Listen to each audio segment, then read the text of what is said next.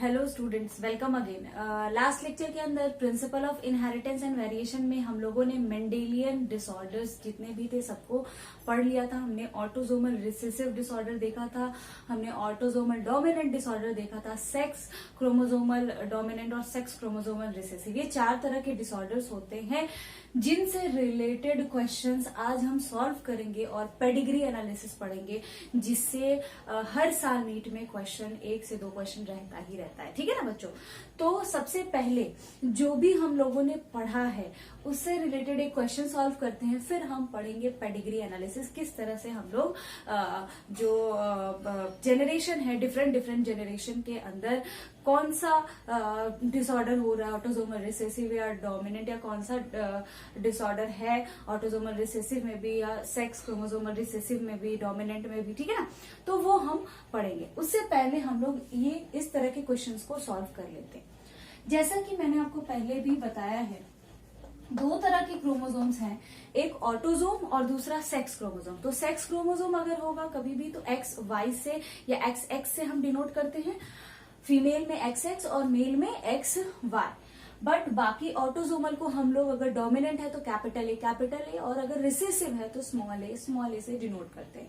अगर recessive disease होगा, recessive disorder होगा तो उसे हम स्मॉल ए से, ऑटोसोमल रिसेसिव डिसऑर्डर होगा तो उसे हम स्मॉल ए से डिनोट करेंगे। ऑटोसोमल डोमिनेंट होगा तो कैपिटल ए से डिनोट करेंगे।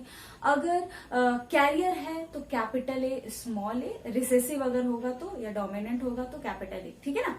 तो इस तरह से हम डिनोट करते हैं। तो यहां अब हम समझते हैं क्वेश्चन क्या है। अ मेल हेट्रोजाइगस फॉर एल्बिनिज्म हम लोगों ने पढ़ा था ना, क्या था? ऑटोसोमल रिसेसिव डिसऑर्डर है। ठीक है ना? तो रिसेसिव है यानी यहाँ पे दे रहा हेट्रोजाइगस, यानी मेल क्या है? कैरियर है। तो अ मेल हेट्रोजाइगस फॉर एल्बिनिज्म, यानी अगर मेल की बात करें तो इसके लिए हम क्या लिखेंगे? सिंस ऑटोसोमल डिसऑर्डर है तो कैपिटल ए स्मॉल ए। ठीक है? क्योंकि हेट्रोजाइगस बोल रहा है तो हेट्रोजाइगस तो पहले भी हमने पढ़ा है क्या होता है, और एल्बिनिज्म है तो स्मॉल ए से दिखा रहे। क्यों? क्योंकि रिसेसिव डिसऑर्डर है, ऑटोसोमल रिसेसिव। ठीक है?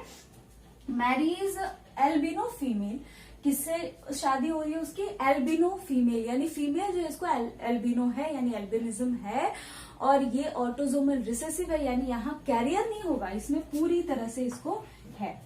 ठीक है? तो हम डिनोट करेंगे स्मॉल ए से। Then what percentage of their child will have albinism, तो इनसे जो ऑफस्प्रिंग होगा, जो चाइल्ड होगा, उनमें से कितने को क्या होगा? एल्बिनिज्म होगा। तो इसे हम सॉल्व करेंगे आसानी से। एक कैपिटल ए अगर इससे हुआ तो कैपिटल ए स्मॉल ए, फिर इससे इसको क्रॉस कराए capital A small A, again इससे इसको क्रॉस कराए स्मॉल ए, और फिर इसको इससे क्रॉस कराए तो स्मॉल ए। ठीक है? तो यहाँ जैसा कि हम देख पा रहे हैं, चाइल्ड टोटल 4 चाइल्ड है, 4 चाइल्ड में से 2 चाइल्ड को क्या है? एल्बिनिज्म है। ठीक है ना? और 2 चाइल्ड क्या है? कैरियर है। यानी आंसर क्या होगा? Answer is 50% of child is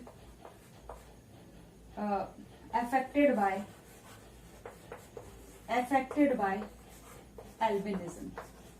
ठीक है? तो इस तरह से आपको क्वेश्चन सॉल्व करने हैं। जो भी दिया होगा आपको पहले ये देखना है कि जो डिसऑर्डर्स दिए गए हैं वो ऑटोसोमल रिसेसिव है या ऑटोसोमल डोमिनेंट है या सेक्स क्रोमोसोमल रिसेसिव है, सेक्स क्रोमोसोमल डोमिनेंट। तो इस तरह से क्वेश्चंस आते हैं। तो बहुत सिंपल क्वेश्चन था। ठीक है ना? इस तरह से आपको बहुत सारे क्वेश्चन मिलेंगे, कोशिश कीजिए खुद से सॉल्व करने का। ठीक है? अब हम इसके बाद पढ़ेंगे व्हाट इज पेडिग्री एनालिसिस, जो कि इस चैप्टर का बहुत ही इंपॉर्टेंट सेक्शन है। उसे पढ़ने के बाद हमारा जो ये चैप्टर है वो एंड हो जाएगा और फिर इसके बाद हम लोग नेक्स्ट चैप्टर स्टार्ट करेंगे। ठीक है? तो पहले आप इसको नोट डाउन कर लीजिए, फिर हम पढ़ते हैं what is pedigree analysis. So student, अब हम देखते हैं what is pedigree analysis. What is pedigree analysis? So सबसे पहले हम यहाँ ये समझेंगे कि पेडिग्री एनालिसिस होता क्या है, देन हम लोग फिर आगे कंटिन्यू करेंगे। तो पेडिग्री एनालिसिस सबसे पहले तो ये समझिए, इसे हम लोग बोलते हैं family tree. What we called, it is also called family tree. इसके थ्रू हम लोग क्या एनालाइज करते हैं? analysis of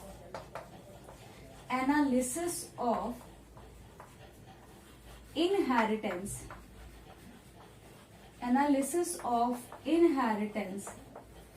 of genetic traits by making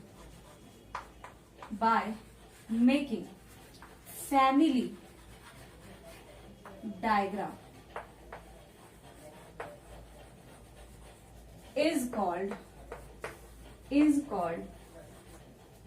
pedigree analysis.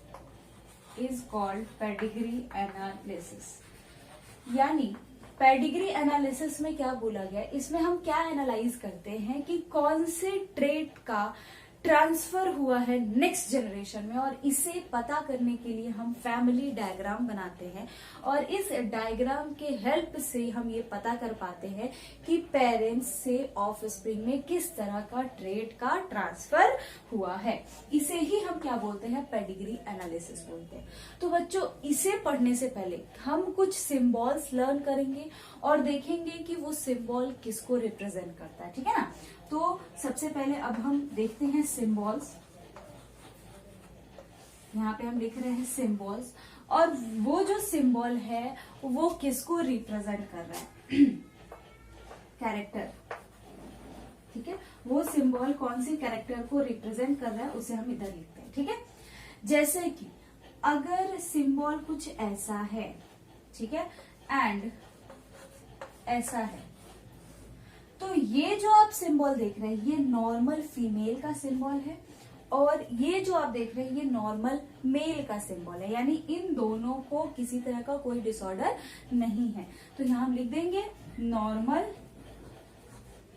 Female के लिए हम ये यूज करेंगे, एंड नॉर्मल मेल के लिए हम ये सिंबल यूज करेंगे, ठीक है। तो ये पहला सिंबल हो गया।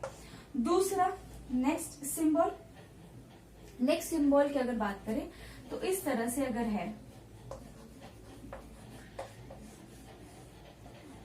तो ये प्रोजोपिटा एंड ये प्रोजोपिटस। प्रोजोपिटा क्या होता है, प्रोजोपिटस क्या होता है, ये हम अभी आगे देखेंगे, ठीक है। अभी बस आप यहाँ पे समझिए ये क्या है, प्रोजोपिटा और ये प्रोजोपिटस। तो प्रोजोपिटा एंड प्रोजोपिटस, ठीक है। इसके बाद अगर सिंबल कुछ इस तरह से दिया हुआ है तो इसमें जो सेक्स है वो अनस्पेसिफाइड है, मतलब क्लियर नहीं है कि वो मेल है या फीमेल है, यानी अनस्पेसिफाइड सेक्स है। तो यहाँ पे हम लिख देंगे अनस्पेसिफाइड सेक्स, ठीक है। पहले आप इसको नोट डाउन करिए, फिर और भी सिंबल से आगे जिन्हें हमें पढ़ना है, तो पहले आप इसको नोट डाउन कर लीजिए। सो स्टूडेंट, पेडिग्री एनालिसिस करने के लिए नेक्स्ट जो सिंबल्स हैं, सारे के सारे सिंबल्स को हम पढ़ेंगे। अभी तक हम लोगों ने 3 सिंबल्स देखे हैं और देखा है कि उनके लिए कौन कौन से कैरेक्टर्स हैं। तो सबसे पहले नॉर्मल मेल और नॉर्मल फीमेल का हम लोगों ने देख लिया सिंबल, फिर हमने प्रोजोपिटा और प्रोजोपिटस का देखा, एंड तीसरा हमने देखा अगर अनस्पेसिफाइड सेक्स है तो उसके लिए कौन सा सिंबल होगा। इसके बाद अगर सिंबल कुछ इस तरह से है,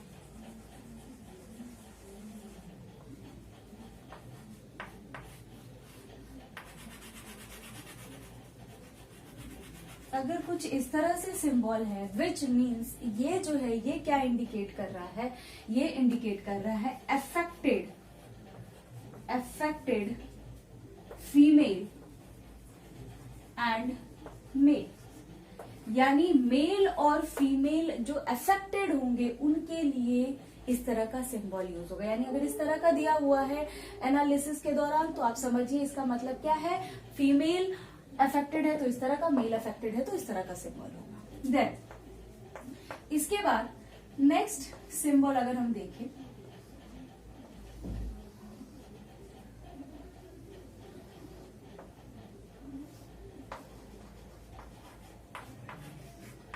या इस तरह से भी कर सकते हैं, ठीक है। तो इसमें क्या होगा, ये रिप्रेजेंट कर रहा है death of female and male. इस केस में क्या हो गया है, डेथ हो गया है मेल और फीमेल का। फिर नेक्स्ट, अगर कुछ सिंबल इस तरह से है तो इसका मतलब है ये जो सिंबल है ये किसको रिप्रेजेंट कर रहा है, रिप्रेजेंट कर रहा है एक्स क्रोमोसोमल रिसेसिव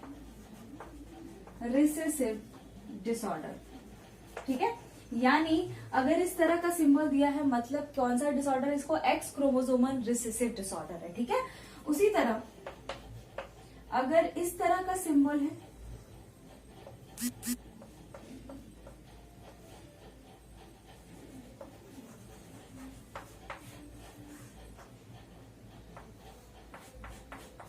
तो ये रिप्रेजेंट कर रहा है ऑटोजोमल। एक मिनट, यहाँ पे एक चीज हम करेक्ट करेंगे, यहाँ ये रिप्रेजेंट कर रहा है नॉट एक्स क्रोमोसोम, ये रिप्रेजेंट कर रहा है कैरियर फॉर, ये पॉइंट जरूर मेंशन करेंगे, sorry, carrier of x chromosomal recessive disorder, तो ये होगा। और ये किसको रिप्रेजेंट कर रहा है, carrier of autosomal recessive disorder,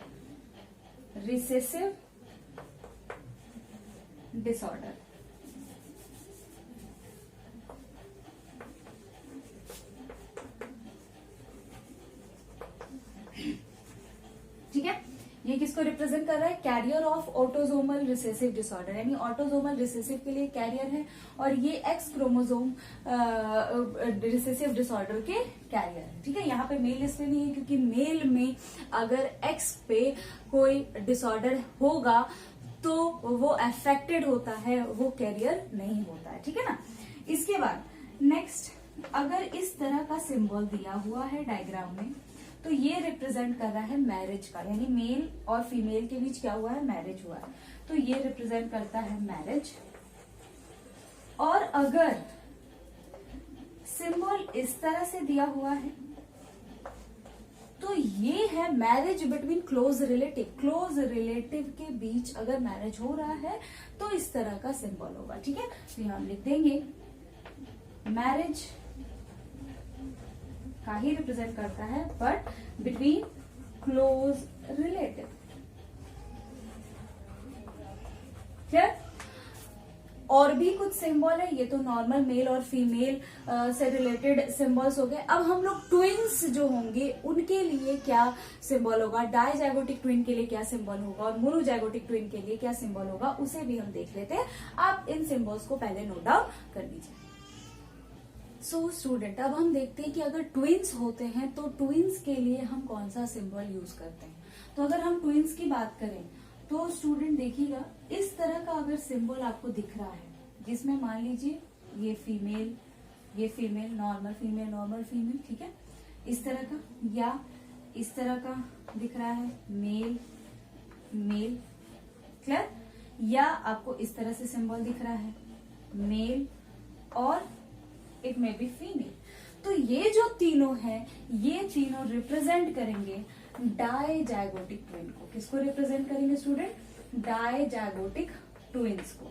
अब दो जाइगोट से फॉर्म हो रहे, ये सब हम लोगों ने पढ़ लिया है डायजाइगोटिक ट्विन क्या होता है। तो दो जाइगोट है तो दो zygote, it can be female, it can be male, it can be female और मेल।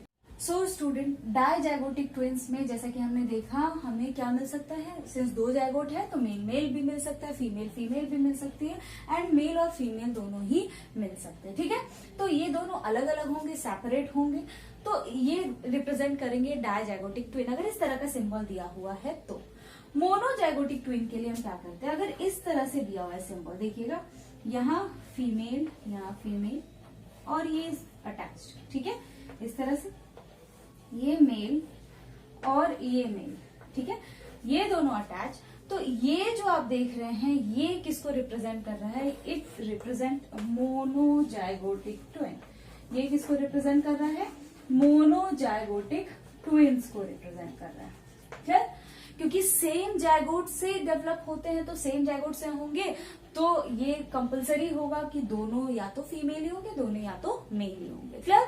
तो ये सब कुछ हमने पहले ऑलरेडी पढ़ रखा है कि डायजाइगोटिक ट्विन क्या होता है, मोनोजाइगोटिक ट्विन क्या होता है, तो हमें समझने में ज्यादा आसानी हो रहा होगा। ठीक है, अब बच्चों जैसे अगर हम पेडिग्री एनालिसिस जब सॉल्व करेंगे तो देखेंगे अगर हम इस तरह का सिंबल दिख रहा है, ये तो हो गया मैरिज हुआ है इनके बीच, और इसके नेक्स्ट जनरेशन को रिप्रेजेंट करना तो हम इस तरह से सिंबल देंगे। अब यहाँ मान लीजिए हमने लिखा ये सिंबल, अगर इस तरह से लिखा, फिर हमने इस तरह से लिखा, तो ये क्या रिप्रेजेंट कर रहा है, ये इसका नेक्स्ट जनरेशन, यानी इन दोनों का ये फर्स्ट चाइल्ड है डॉटर, सेकेंड चाइल्ड सन, थर्ड चाइल्ड सन। तो इस तरह से रिप्रेजेंट होगा पेडिग्री एनालिसिस, और आगे हम लोग जब सॉल्व करेंगे एग्जाम्पल तो देखेंगे अभी। ठीक है ना? उसके बाद नेक्स्ट इंपॉर्टेंट पॉइंट इज प्रोबैंड। अगर कहीं भी लिखा है व्हाट इज प्रोबैंड, तो प्रोबैंड का मतलब है the person from which pedigree starts are proband. कहने का मतलब जहां से भी हम पेडिग्री स्टार्ट कर रहे हैं, जिस भी पर्सन से, उसे हम क्या बोलेंगे, प्रोबैंड। वो जो प्रोबैंड है विच कैन बी, क्या हो सकती है, विच कैन बी प्रोजोपिटा, यानी अगर फीमेल है बच्चों, फीमेल से स्टार्ट हो रहा है तो उसे हम प्रोजोपिटा बोलेंगे, एंड अगर मेल है तो उसे हम प्रोजोपिटस बोलेंगे। और इसके लिए हमने सिंबल देखा था। ठीक है ना? तो दिस इज प्रोबैंड, यानी the person from which pedigree start, जहां से पेडिग्री स्टार्ट होगा उसे हम प्रोबैंड बोलते हैं। हालांकि ये हम सिंबल यूज इन जनरल नहीं करते, बट फिर भी आपको समझाने के लिए बता दिए हैं कि अगर कभी भी एग्जाम में क्वेश्चन है प्रोबैंड क्या है, तो जहां से पेडिग्री स्टार्ट हो रहा है उसे हम प्रोबैंड बोल रहे हैं। विच कैन बी प्रोजोपिटा, प्रोजोपिटा भी हो सकता है यानी फीमेल भी हो सकती है, एंड प्रोजोपिटस यानी मेल भी हो सकता है, जहां से पेडिग्री हम स्टार्ट करेंगे। ठीक है, तो आप इसको नोट डाउन कर लीजिए। अब हम एग्जाम्पल से पेडिग्री एनालिसिस करना सीखते हैं। एक दो एग्जाम्पल से हम आपको समझा देंगे कि किस तरह से पेडिग्री एनालिसिस को सॉल्व करते हैं, फिर आप इसको जितना हो सके मैक्सिमम पेडिग्री एनालिसिस सॉल्व करने का कोशिश कीजिएगा। तो आप पहले इसको नोट डाउन कर लीजिए।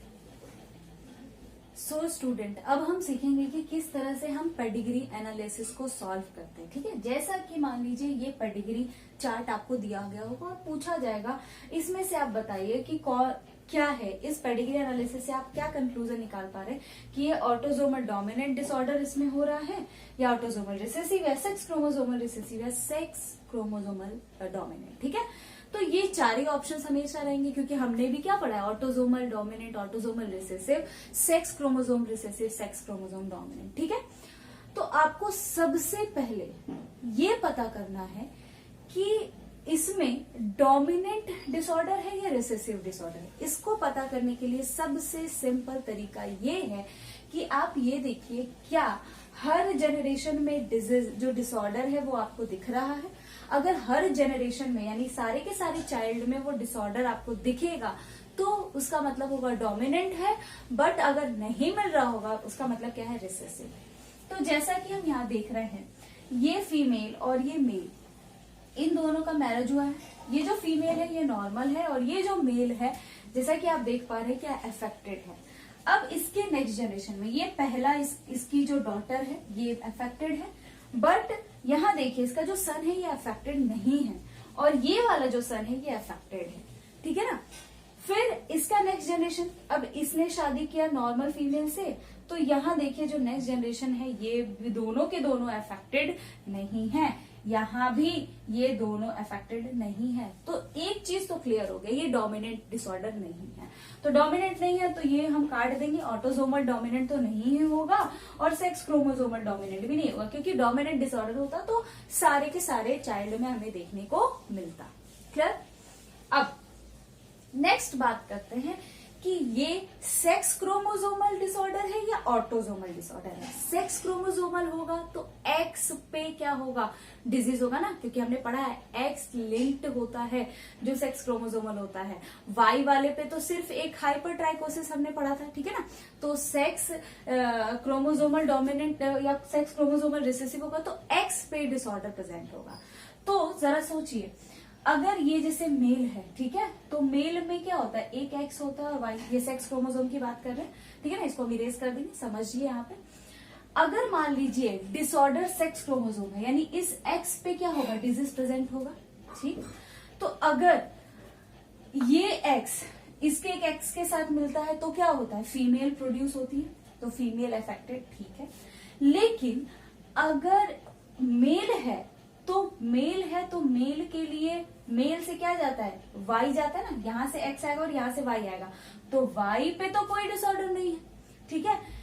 तो यहाँ पे क्योंकि सेक्स क्रोमोसोम में हमेशा याद रखिएगा एक्स पे ही होता है, एक्स लिंक, जैसे मैंने आपको डिसऑर्डर लिखवाया है याद करिएगा, एक्स लिंक्ड डोमिनेंट और x linked x chromosomal recessive लिखवाया है, ठीक है ना। तो एक्स पे है, यहाँ वाई पे तो होगा नहीं, सेक्स क्रोमोसोमल होगा तो वाई पे नहीं होगा, लेकिन यहाँ पे क्या है, मेल से जो वाई आया है और फीमेल से क्या है, एक्स आया है, तो इसको क्या देख रहे हैं आप, इसको ये जो है ये अफेक्टेड है। इसका मतलब ये क्या इंडिकेट कर रहा है, ये सेक्स क्रोमोसोमल नहीं है। अगर सेक्स क्रोमोसोमल होता तो क्या हो, तो अब यहाँ पे हम इसको इरेज करेंगे। तो अब एक चीज तो क्लियर हो गया इन सबसे, एक पॉइंट कि सेक्स क्रोमोसोमल नहीं है, तो सेक्स क्रोमोसोमल रिसेसिव नहीं होगा। अब क्या होगा, ऑटोसोमल रिसेसिव होगा। अब इसको हम क्लियर करते हैं कैसे, ठीक है। ये तो हमें कंक्लूजन समझने की एक ट्रिक है जिससे आप पता कर सकते हो। अब हम देखते हैं, जैसे मान लीजिए ऑटोसोमल रिसेसिव है, तो अगर ऑटोसोमल रिसेसिव है तो ये डिजीज है, अफेक्टेड है, तो स्मॉल ए से डिनोट करेंगे। और ये जो फीमेल है ये कैरियर भी हो सकती है, कैपिटल ए स्मॉल ए, या इसे नॉर्मल कैपिटल ए भी हो सकती है। अब हम देखते हैं कैसे। तो अब जो इसकी डॉटर है, तो डॉटर क्या है, अफेक्टेड है, यानी एक ए फीमेल से आया है और अफेक्टेड है, इसका मतलब एक स्मॉल ए फीमेल से भी आया है, मदर से भी आया है, विच मीन्स ये तो नहीं होगा, ये ट्रेट होगा, ठीक। अब इसकी बात करें, नेक्स्ट सन की बात करें, तो सन फादर से क्या आया, एक ए तो आएगा ही आएगा, लेकिन ये अनअफेक्टेड है, विच मीन्स मदर से कैपिटल ए आया, ठीक है, अनअफेक्टेड ट्रेट, क्लियर। अब इसमें अगर हम बात करें तो ये ऑटोसोमल है बच्चों। तो यहाँ पे अगर देखिए तो मेल से एक ए आया है और फीमेल से भी क्या आया है, स्मॉल ए आया है, इसीलिए ये क्या है, अफेक्टेड है। समझ आई बात, क्लियर। तो यहाँ पे अगर हम देखें, फिर नेक्स्ट जनरेशन की बात करते हैं।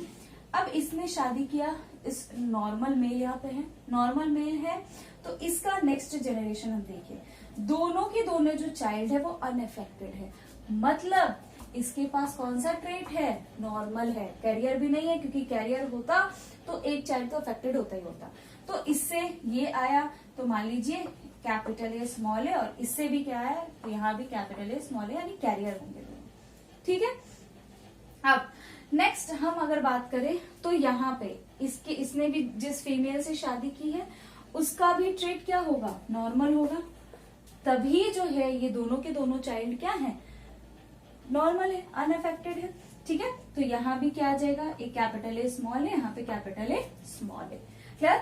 अब इसके नेक्स्ट जनरेशन की बात करें तो इसमें देखिए दोनों के दोनों ही चाइल्ड जो है क्या है, अफेक्टेड है, विच मीन्स इसका जो ट्रेट होगा वो क्या होगा, ऑब्वियस है, यहाँ कैपिटल ए स्मॉल ए होगा, बिकॉज यहाँ से मान लीजिए यहाँ से स्मॉल ए आया यहाँ से, और अगेन यहाँ पे भी क्या आया होगा, स्मॉल ए आया होगा, तभी क्या है, ये अफेक्टेड है, ठीक है ना। तो इस तरह से आप पता कर सकते हो कि एनालाइज कर सकते हो कि कौन सा डिजीज है। तो यहाँ पे हमें क्या मिल रहा है, ऑटोसोमल रिसेसिव मिल रहा है, ठीक है ना। सबसे पहले तो आपको ये देखना है कि डोमिनेंट ट्रेट है कि नहीं, क्योंकि डोमिनेंट होगा तो सारे चाइल्ड में होगा, अगर नहीं आ रहा है तो विच मीन्स रिसेसिव है। फिर हमें देखना है कि सेक्स क्रोमोसोमल है या नहीं, सेक्स क्रोमोसोमल होगा तो एक्स पे होगा, तो एक्स पे अगर होता तो ये फीमेल जो है इसे भी होता, ठीक है, ये भी मेल अफेक्टेड होता, बट ये मेल अफेक्टेड नहीं है क्योंकि इसे वाई क्रोमोसोम आ रहा है, ठीक है।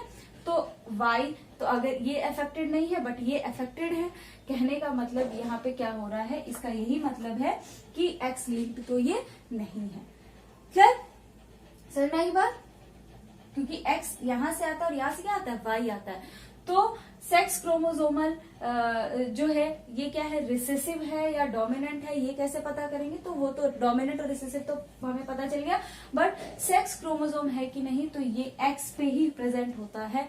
अगर एक्स पे क्या होता, अगर एक्स पे डिजीज होता तो उससे क्या होता, तो उससे मान लीजिए ये फीमेल को गया एक्स और यहां से भी एक्स आएगा, तो एक्स एक्स, तो ये क्या हो जाती, कैरियर या डिजीज हो जाते हैं, मान लेते, ठीक है। लेकिन यहाँ पे क्या आया, वाई आया है, तो वाई आया है और यहां से एक्स आया है, फिर भी अफेक्टेड है, which means what, which means ये जो है और ये वाला क्या है, अनअफेक्टेड है, क्योंकि यहां से ऑलवेज वाई आएगा। तो इससे क्या पता चल रहा है कि ये सेक्स लिंक तो नहीं है, ठीक है ना।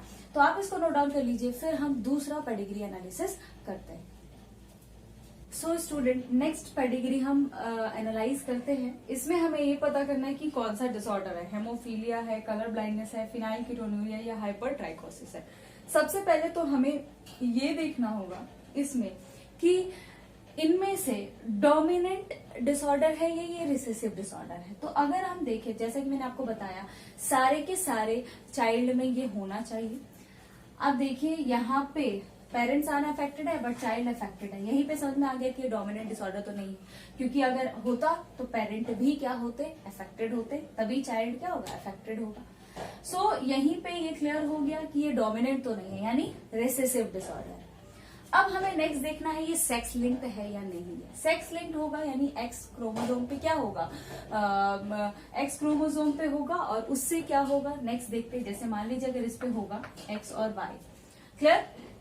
तो सारा का सारा जो फीमेल है अगर हम देखें तो यहाँ पे आप देख रहे हैं कि ये क्या है, ये जो है मेल, ये अफेक्टेड है, यानी वाई क्रोमोसोम जो आ रहा है इससे और इससे एक्स आ रहा है, ठीक है। दोनों के दोनों अगर हम कंसिडर करें तो वाई, अगर सेक्स क्रोमोसोम होता तो इससे जो वाई आता तो इससे कभी भी मेल इफेक्ट नहीं होता। ये चीज याद रखिएगा कि अगर सेक्स क्रोमोसोमल है डिसऑर्डर तो उससे मेल इफेक्ट नहीं होता है। क्यों? क्योंकि एक्स क्रोमोसोम पे क्या होता है, डिजीज होता है, ठीक है ना। लेकिन यहाँ भी मेल अफेक्टेड है और यहाँ भी मेल अफेक्टेड है। आप देख रहे हैं फर्स्ट चाइल्ड भी अफेक्टेड है, सेकेंड चाइल्ड भी अफेक्टेड है। तो अफेक्टेड है इसका मतलब क्लियर है कि जो डिजीज है वो ऑटोजोमल है, सेक्स लिंक्ड नहीं है, ठीक है। ये पॉइंट आपको याद रहना चाहिए कि अगर जो मेल है वो अफेक्टेड है, इसका मतलब क्या है कि जो डिसऑर्डर है वो सेक्स लिंक्ड नहीं है, ठीक है ना, सेक्स क्रोमोसोमल नहीं है। तो अब यहाँ पे ये क्या है, ये है ऑटोजोमल रिसेसिव डिसऑर्डर। तो अब इस चारों में हमें ये देखना है कि ऑटोजोमल रिसेसिव कौन सा है। तो हेमोफीलिया हम लोगों ने पढ़ा था, ये क्या था haemophilia, sex chromosomal recessive, x chromosomal recessive था, ठीक है ना। तो ये रिसेसिव है, सेक्स क्रोमोसोमल रिसेसिव होगा ये, not sex chromosomal, x linked recessive, ठीक है, एक्स लिंक्ड रिसेसिव। तो एक्स लिंक्ड रिसेसिव है, अगर ये होता तो ये मेल अफेक्टेड ही नहीं होते, ठीक है। फिर दूसरा कलर ब्लाइंडनेस, कलर ब्लाइंडनेस भी क्या था, एक्स लिंक्ड रिसेसिव ही था ना, तो ये भी नहीं होगा, ये भी नहीं होगा, ये भी नहीं होगा। आता है फिनाइलकीटोनुरिया। फिनाइलकीटोनुरिया कैसा था, ऑटोजोमल डिसऑर्डर था, ऑटोजोमल में भी रिसेसिव डिसऑर्डर था, तो ये हो सकता है, ठीक है। हाइपरट्राइकोसिस क्या था, वाई लिंक्ड क्या था, डिजीज था हाइपरट्राइकोसिस। अगर वाई लिंक्ड होता बच्चों, तो अगर सोचिए यहाँ पे वाई पे होता, ठीक है, एक्स और वाई, ठीक है, ये अफेक्टेड, ये अफेक्टेड, लेकिन यहाँ तो अनअफेक्टेड है ना, वाई लिंक्ड होता तो सारा का सारा मेल अफेक्टेड होता, तो ये भी नहीं हो रहा है, दैट्स वाई ये भी नहीं होगा। तो क्या होगा, फिनाइलकीटोनुरिया। आप इसको कंफर्म करने के लिए जैसे हमने ऑटोजोमल ए करके सॉल्व किया था उस तरह से आप सॉल्व करके देख सकते हैं, बट वो टाइम टेकिंग है, इसीलिए ये सारे ट्रिक के थ्रू आप पता कर सकते हैं कि डिजीज कैसा है, ऑटोजोमल रिसेसिव है, डोमिनेंट है, सेक्स क्रोमोसोमल रिसेसिव है या डोमिनेंट है, ठीक है। तो ये था आपका पेडिग्री एनालिसिस।